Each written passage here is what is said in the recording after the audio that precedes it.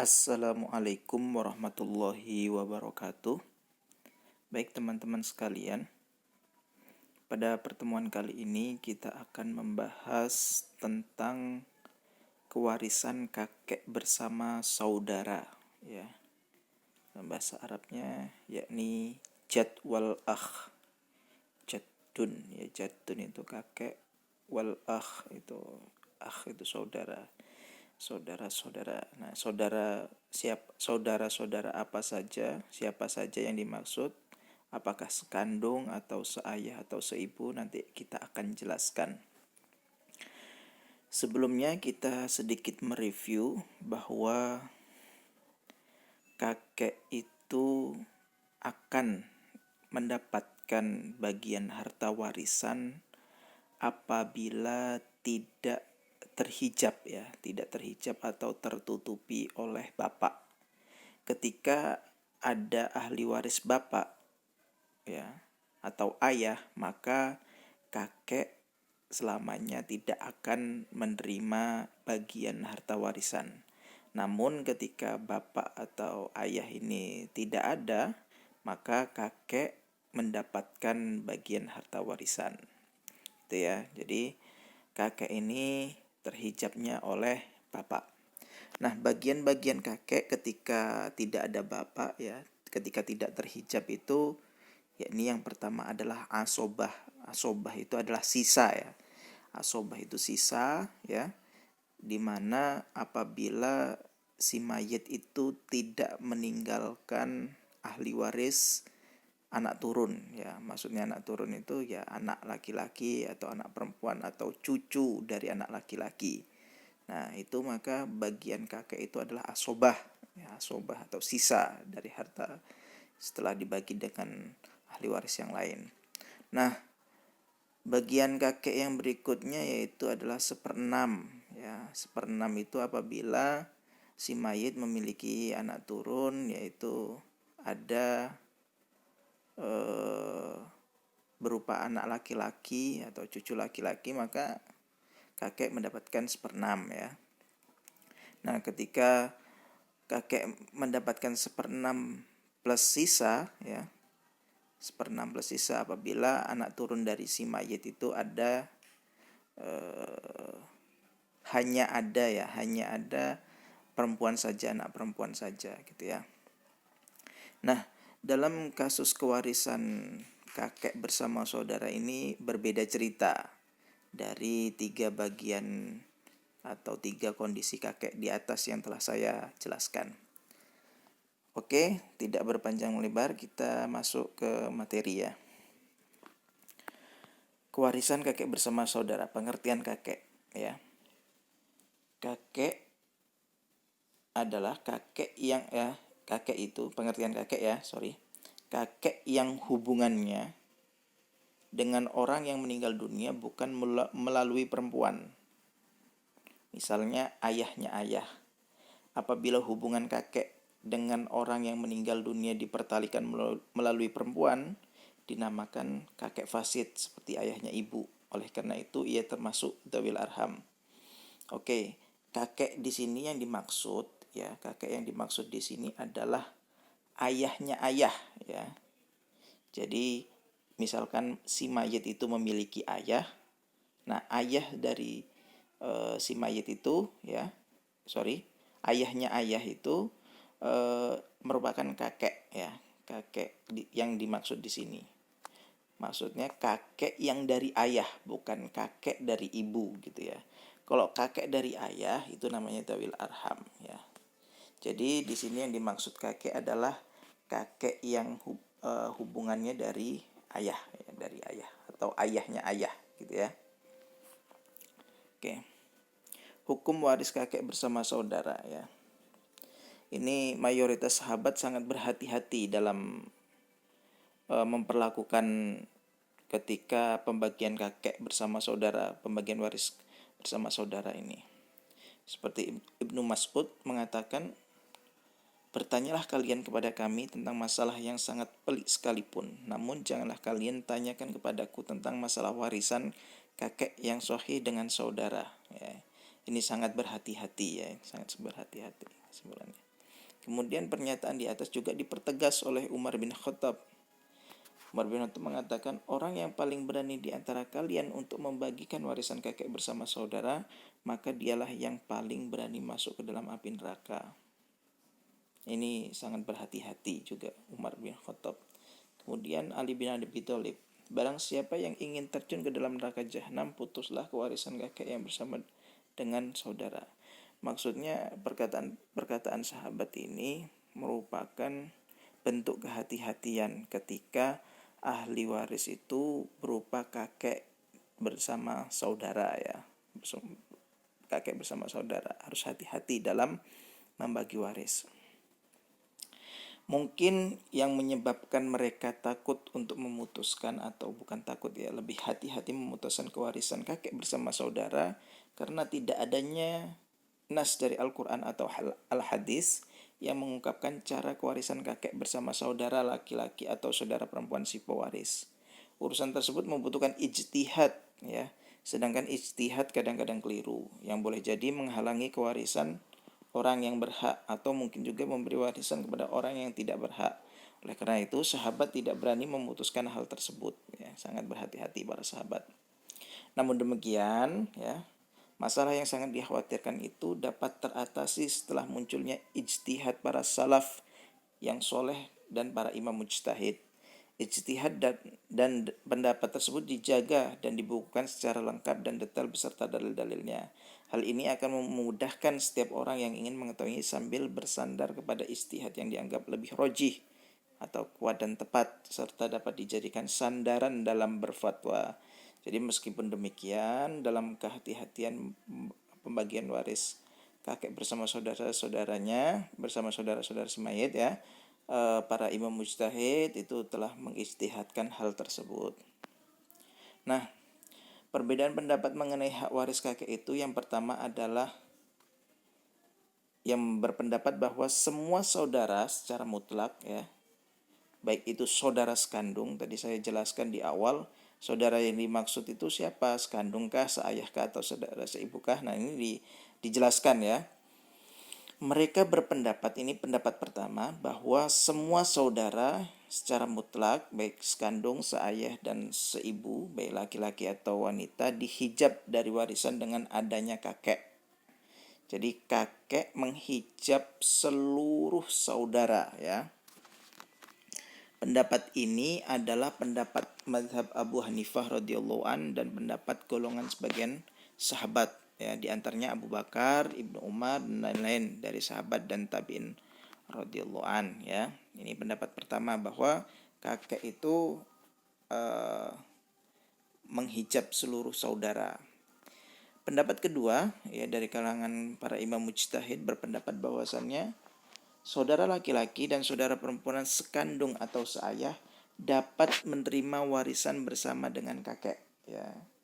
Hanya saudara yang sekandung dan seayah saja yang dapat menerima warisan bersama kakek, dan kakek tidak dapat menghijab mereka semua dari kewarisan. Berarti hanya saudara seibu saja yang terhijab ya di sini. Bahwasanya kakek dan saudara adalah satu sederajat kalau ditinjau dari pertaliannya dengan orang yang meninggal, yakni kakek dipertalikan melalui ayah dan saudara pun dipertalikan melalui ayah. Jadi saudara sekandung dan saudara seayah ini dalam ahli waris itu sederajat ya, sederajat dengan kakek karena ini dipertalikan melalui ayahnya si mayit ya, maksudnya di sini. Nah, kalau saudara seibu otomatis ya terhijab ya, karena bukan dipertalikan melalui ayah. Oke, gitu ya. Nah, pendapat yang kedua ini merupakan pendapat dari madhab tiga serangkai imam, yaitu Imam Syafi'i, Hambali, dan Imam Maliki, serta merupakan pendapat dua orang tua ulama, yaitu Abu Yusuf dan Muhammad. Keduanya murid Abu Hanifah. Di kalangan sahabat, pendapat ini juga merupakan pendapat Ali bin Abi Thalib, Ibnu Mas'ud, Sya'bi, ahli Madinah, dan sahabat lainnya.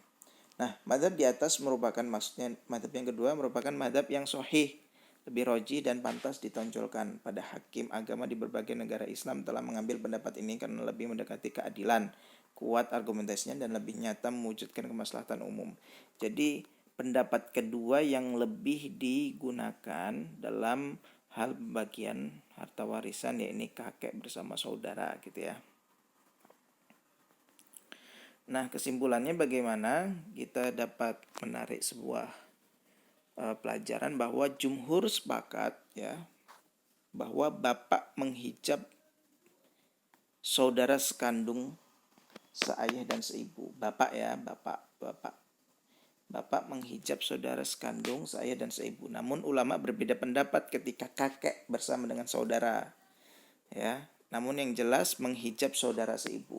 Yang jelas kakek itu menghijab saudara seibu. Jadi dengan tidak adanya bapak, ya, kakek itu tidak bisa menggantikan posisinya bapak, ya, atau ayah dengan segala atributnya. Maksudnya begini, segala atributnya. Kalau bapak bisa menghijab seluruh saudara sekandung seayah dan seibu, ketika bapak tidak ada, adanya kakek tidak serta-merta dapat menghijab saudara sekandung seayah dan seibu, tapi hanya menghijab saudara seibu saja. Mengapa? Karena tidak ada pertalian dari ayah gitu tadi ya, dijelaskan di atas ya. Oke, kemudian apakah posisi kakek menggantikan posisi bapak? Ya tadi kita jelaskan tadi. Nah, namun sahabat Abu Bakar yang kita terangkan di atas tadi, posisi kakek menggantikan bapak sehingga saudara-saudara semua terhijab ya. Ada yang mengatakan yang pendapat pertama tadi bahwa atau pendapatnya Abu Bakar juga mengatakan bahwa ketika bapak tidak ada ya, kakek menggantikan posisi bapak sehingga menghijab semua saudara-saudaranya. Namun pendapat yang kedua ya, pendapat yang kedua ya, Ali bin Abi Thalib dan jumhur, kakek tidak menggantikan posisi bapak ya, sehingga tidak bisa menghijab saudara sekandung dan saudara seayah karena derajatnya setara dengan kakek ya, sama-sama dari jalur bapak dan tidak ada dalil yang menunjukkan menghijabnya. Muncul beberapa prinsip yang harus diperhatikan. Nah, ini yang diperhatikan dalam hal pembagian harta warisan kakek bersama saudara. Gimana pembagian kewarisan kakek bersama saudara ini? Nah, yang pertama adalah prinsip yang diperhatikan dalam penyelesaian kakek bersama saudara-saudara, yaitu saudara-saudara yang dimaksud yang perlu kita tegaskan di sini adalah saudara sekandung dan seayah ya. Oke. Nah, apabila tidak bersama dengan ahli waris ya, apabila tidak bersama ahli waris yang lain, maka bagian kakek memilih antara sepertiga harta warisan atau mukosamah, berbagi dengan saudara-saudara, mana yang menguntungkan bagi kakek. Jadi nanti begini, misalkan ada soal, ada satu kondisi ahli waris hanya terdiri dari kakek dan saudara laki-laki sekandung misalkan, maka kita menghitungnya dua kali ya. Yang pertama yaitu kakek dihitung menggunakan sepertiga bagian. Yang kedua kakek dibagi rata dengan saudara sekandung. Ya, misalkan duitnya ada 3 juta misalkan harta warisannya. Dihitung yang pertama kakek mendapatkan sepertiganya, berarti dapat 1 juta. Nah, saudara laki-laki sekandung dapat berapa? 2 juta misalkan, saudara laki-laki sekandungnya hanya 1 gitu. Ahli waris terdiri dari kakek dan saudara laki-laki sekandung 1 misalkan gitu ya. Nah, kakek cuma dapat 1 juta misalkan sepertiganya, sedangkan saudara sekandung dapat 2 juta. Ini kan oke, ini yang perhitungan yang pertama. Perhitungan kedua mukosamah, berbagi. Misalkan ada 3 juta dibagi rata ya. Kalau ada 2 orang kakek dengan saudara laki-laki, maka dibagi aja bagi 2. Berapa? 1.500.000 dan 1.500.000 bagian saudara laki-laki sekandung. Maka mana yang menguntungkan bagi kakek? Mukosamah apa sepertiga? Kalau sepertiga tadi 1 juta, kalau mukosamah 1,5 juta. Maka bagian mukosamah lah yang lebih menguntungkan kakek gitu ya. Oke, nanti di belakang ada contohnya.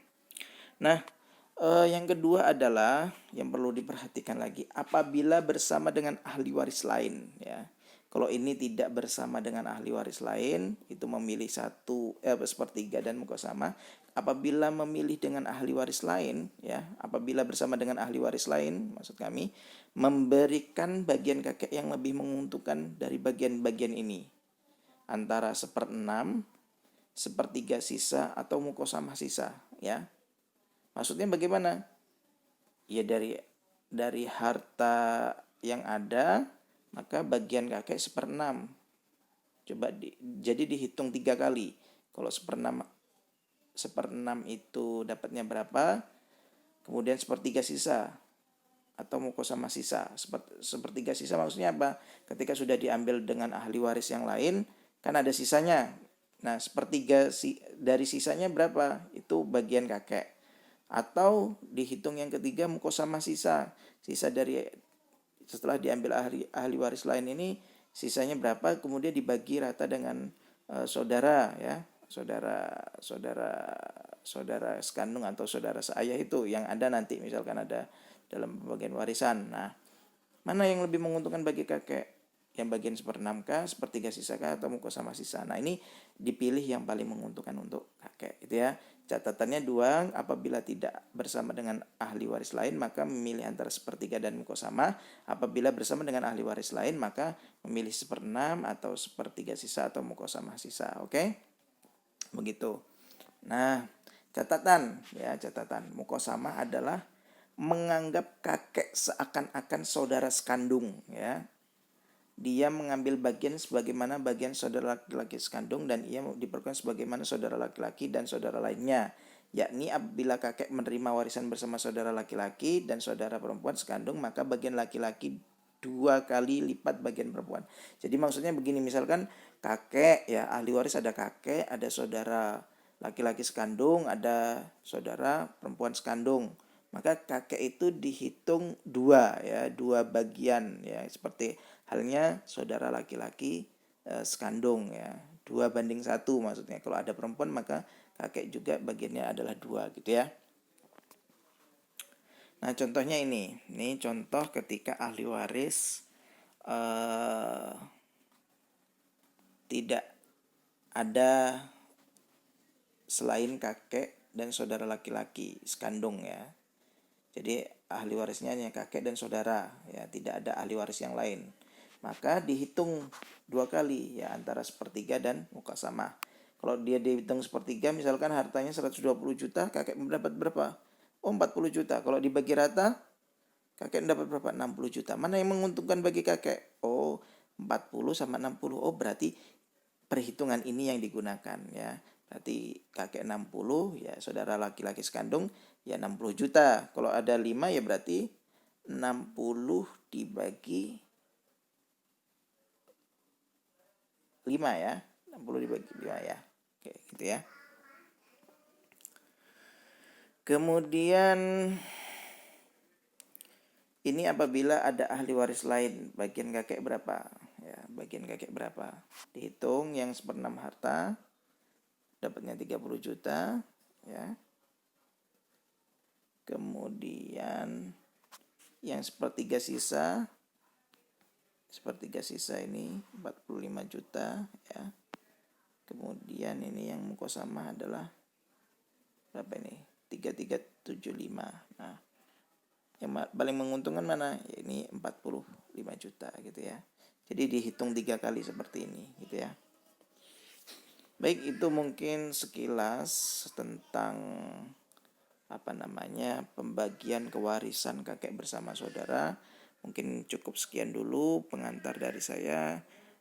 Silakan teman-teman membaca referensi-referensi lainnya, ya, selain materi yang saya sajikan ini, dan dapat kita diskusikan bersama di e-learning di forum diskusi. Terima kasih, kurang lebihnya mohon maaf. Assalamualaikum warahmatullahi wabarakatuh.